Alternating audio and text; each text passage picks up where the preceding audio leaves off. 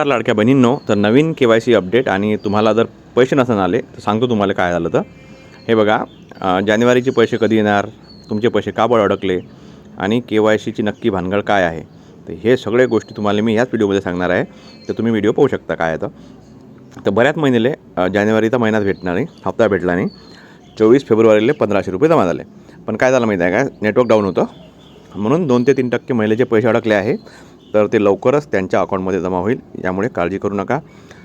आणि KYCची अंतिम मुदत आहे 31 मार्च. ज्या बहिणींनी फॉर्ममध्ये दुरुस्ती केली, KYC सुरळीत केली, तेले पैसे आले आहे.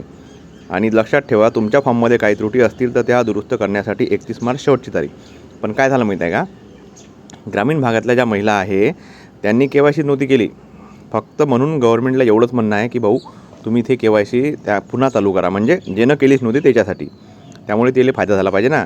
आणि नोव्हेंबर डिसेंबरचे रुपये, एक आनंदाची बातमी आहे की तुमचे जे पैसे अटकले आहे ते तुम्ही जर KYC केली 31 मार्चपर्यंत, तर तुमचे जे अटकलेले पैसे आहे 3000 रुपये ते तुम्हाला भेटून जाईल, म्हणजे नोव्हेंबर डिसेंबरचे. म्हणून लवकरात लवकर तुमची KYC पूर्ण करा आणि पैशाचा लाभ घ्या. धन्यवाद.